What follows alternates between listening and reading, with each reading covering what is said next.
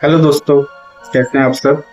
एक बार फिर से हमारे चैनल पर आपका स्वागत है। और जैसा हम हर बार आपको मोटिवेट करते हैं एक स्टोरी के द्वारा, एक कहानी के द्वारा, एक बार फिर से हम आपके सामने एक कहानी लेकर आए। और हमारी कहानी का उद्देश्य ये होता है कि हम अपनी लाइफ में रियल लाइफ में कुछ सीख सकें। और कहानी कुछ इस प्रकार से है। एक गांव था और उस गांव में एक बार एक पहुंचे हुए साधु आए। और वो साधु बड़े ही पहुंचे हुए थे, उनकी बड़ी मान्यता थी, लोग उनका बड़ा आदर करते थे क्योंकि उनके पास ज्ञान था। और वो ज्ञान उन्होंने बड़ी तपस्या से, बड़े साधना से वो जुटाया। और उनका उद्देश्य यही था कि इस ज्ञान को मैं दुनिया में बांट सकूं।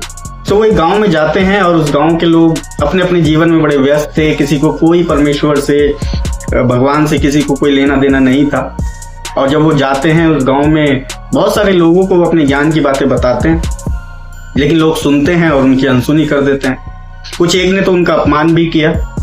ये देखकर उन साधु को बड़ा दुख हुआ कि लोग किस तरह अपने जीवन में आज व्यस्त हो गए हैं। और जो उनके अंदर से पॉजिटिव थिंकिंग है, या जो एक प्रेम भावना है या दया है, वो उनके जीवन से जाती रही।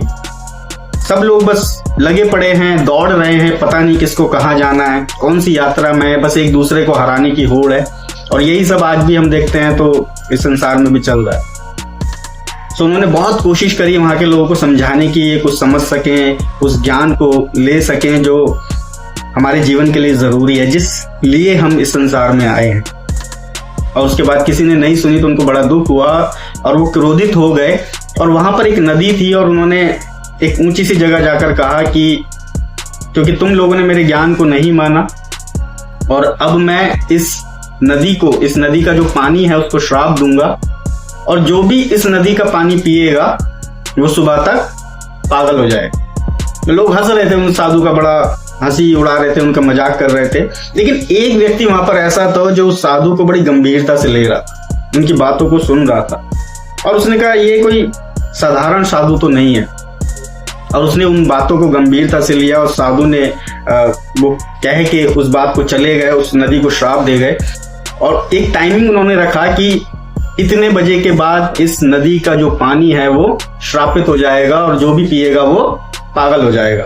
इस व्यक्ति जिस व्यक्ति के बारे में मैंने अभी आपको बताया, ये व्यक्ति बड़े ध्यान से उनकी बातें सुन रहा था। और इसने क्या करा, उस टाइम पीरियड में बहुत सारा जितना भी ये पानी पीने के लिए भर सकता था, उस पानी को इसने कलेक्ट करा और अपने पास इकट्ठा कर लिया।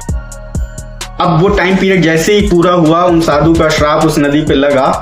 और उसके बाद जो भी व्यक्ति उस पानी को पीता तो पागल हो जाता, पागलों जैसी हरकत करने लगता।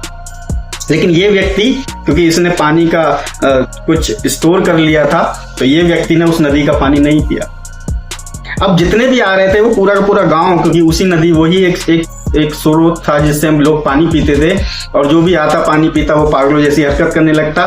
लेकिन जब सब एक जैसी हरकत कर रहे थे तो किसी को कोई पागल नहीं लग रहा था। लेकिन ये व्यक्ति, क्योंकि इसने उस नदी का पानी नहीं पिया था, ये इनको पागल लग रहा था। अब इसकी नजर से आप देखिए, ये अजीब अजीब हरकतें कर रहे हैं, तो इसकी नजर में ये सारे पागल, और उन सारे पागलों की नजर में ये पागल। क्यों?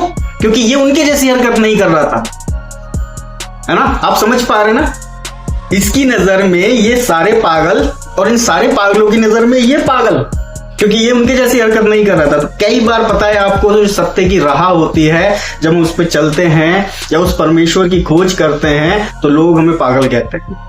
अरे ये मेरे जैसे काम क्यों नहीं कर रहा, अरे इसके अंदर क्यों लालच नहीं, क्यों पैसे के पीछे भाग रहा है, क्यों ये बस भागा जा रहा है, क्यों क्यों क्यों। तो कई बार पता है हमारी नजर में वो पागल और उसकी नजर में हम पागल। तो जरूरी है कि पता है, मैं हर बार इस बात को कहता हूं कि सबको परमेश्वर ने 24 घंटे दिए, उन 24 घंटों में थोड़ा सा समय उसको जानने के लिए निकालें, क्योंकि भागम भाग की दुनिया में जरूरी है कि हम उसका साथ, उसका हाथ कभी ना छोड़ें। तो थैंक यू सो मच। आशा करता हूँ आपको कहानी पसंद आई होगी। हमारे चैनल को लाइक करें, सब्सक्राइब करें। Thank you so much.